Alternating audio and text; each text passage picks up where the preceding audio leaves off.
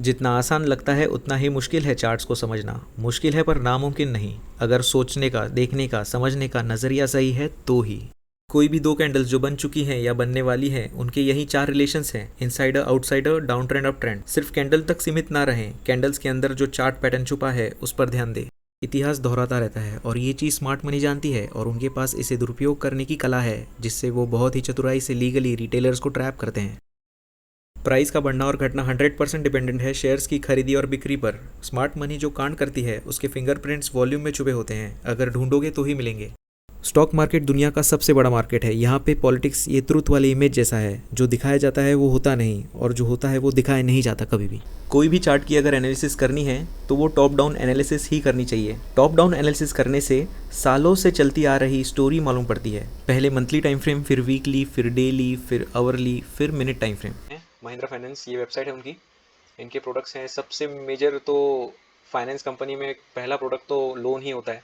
Loan से ही ज़्यादा पैसा कमाते हैं। म्यूचुअल फंड, इंश्योरेंस है, ये तो बात की बात है।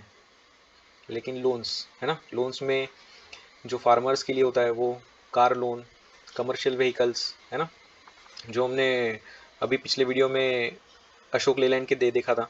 तो अशोक लेलैंड भी अगर कोई बाय करना है कोई भी व्हीकल, तो commercial vehicle loan, second hand car loan, three wheeler loan against vehicle है ना। आपके पास पहले से ही अगर व्हीकल है तो बाद में फिर से लोन, होम लोन है ना, पर्सनल लोन, फिर डिजिटल लेंडिंग पार्टनर, ये मतलब अगर इक्विटी वगैरह है तो उसके अगेंस्ट में, अगर डिजिटल गोल्ड है तो उसके लिए वापस SME loan, loan against property, SME अगर बिजनेस के लिए चाहिए, मशीनरी लोन, ऑक्शन नोटिस अगर कोई कहाँ पे ऑक्शन चल रहा है तो उसके अगेंस्ट में loan, interest rates and charges. ठीक है, तो ये है वेबसाइट। अभी हम चार्ट्स में देखते हैं। तो चार्ट्स में ट्रेडिंग करने से पहले हमेशा एक बात याद रखना, ट्रेडर बनना है तो ज़रूरी नहीं कि बहुत सालों सालों का टाइम लगेगा। अगर राह सच्ची में मालूम है कि सच में क्या क्या राह है तो सब आसानी से हो सकता है। ज़रूरी नहीं कि बहुत ज़्यादा टाइम लगे, 1 से 2 महीने में भी कोई भी एक अच्छा ट्रेडर बन सकता है। और ये हवा में बात नहीं है, ये एक्चुअल में बोल रहा हूँ। अगर तय कर लो कि मेरी डिसिप्लिन्स, मेरी रूल्स, ट्रेडिंग प्लान ये है, फिक्स कर लो, तो कुछ भी हो सकता है।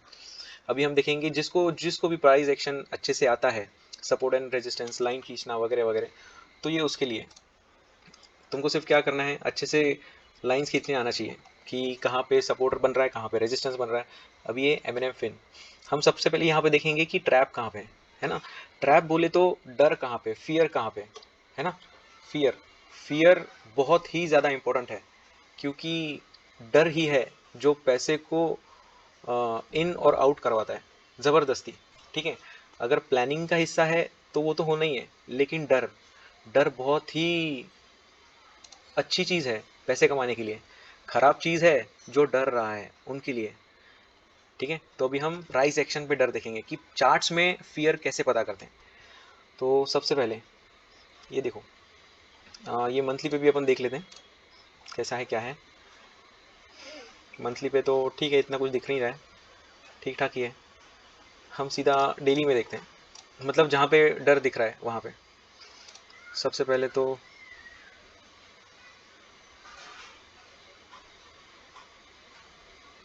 ये लाइन, ये पॉइंट और ये पॉइंट, हमने इन दोनों को ये किया तो हमको ये एक मिला।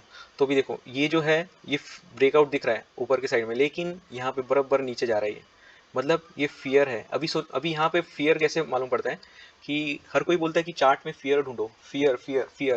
तो फियर कैसे पता करें। अभी फर्स्ट कैंडल के बाद यहाँ पे ब्रेकआउट दिख रहा है, यहाँ पे समझ रहा है कि यहाँ से प्राइस ऊपर जाने वाली है ना। कोई भी अगर ट्रेड लेगा तो ऊपर जाने के लिए ट्रेड लेगा, लेकिन यहाँ पे प्राइस ऊपर नहीं गई है, यहाँ पे कंसोलिडेट की है, ऊपर नीचे, ऊपर नीचे, ऊपर नीचे।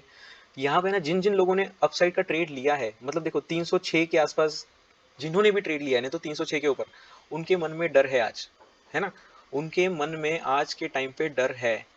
तो ये डर का फायदा उठाने का, ये डर का फायदा कैसे उठाने का, प्राइस एक्शन को फॉलो कर करके, है ना। प्राइस एक्शन अपने को दिखाता है कि डर कहाँ पे, और प्राइस एक्शन ही अपने को समझाता है कि डर कैसे काम करता है, प्राइस एक्शन के हिसाब से ही। ठीक है, तो ये फियर है किन लोगों के लिए, बुलिश लोगों के लिए। अभी समझो अगर ये ट्रैप सही में ट्रैप है तो जितना भी पैसा लगा हुआ है वो सब यहाँ पे डूब जाएगा और ये नीचे चला जाएगा, है ना। हो सकता है कि इसको अभी आवरली में देखते हैं। ये देखो, आवरली में एक पैटर्न बन रहा है यहाँ पे, है ना। ये देखो, बर्फ ब्रेकआउट की यहाँ पे एक एक्यूमुलेशन जोन है, तो ये डर है। ये देखो यहाँ पे जो इतनी बड़ी कैंडल बनी, इसका देखो कितना है, 7 मिलियन के आसपास, नियर अबाउट 7 मिलियन के आसपास यहाँ पे बाइंग हुई है। अभी 7 मिलियन हम देखते कितना हो रहा है, 1 2 3 4 5 6 इंटू 306, ये इतनी अमाउंट समझो बुल्स ने लगाई हुई है। अभी इसको करोड़ कन्वर्ट करते हैं, 214 करोड़, मतलब 200 करोड़ के आसपास यहाँ पे दाव पे लगाया पैसा। तो मतलब देखो, जिन्होंने भी 200 करोड़ लगाया है, लेकिन वो डर है, ठीक है, डर, पैसों से उत्पन्न हुआ हुआ डर, तो ये डर है। अगर यहाँ से नीचे जाता है तो यहाँ पे एक बहुत अच्छा इंट्राडे ट्रेड भी बन सकता है, स्विंग ट्रेडिंग भी हो सकती है, ठीक है। तो ये डर है।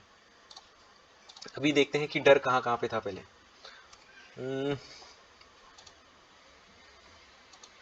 ये देखो, ये पॉइंट को अपन ने ड्रॉ किया, तो ये यहाँ से ऊपर आया, ठीक है, ऊपर जाके फिर यहाँ से टच होकर यहाँ पे आया। इसको भी छोड़ देते हैं, ये कुछ इतना अच्छा नहीं दिख रहा है। डर, ये देखो, पहला पॉइंट, दूसरा पॉइंट और ये तीसरा पॉइंट।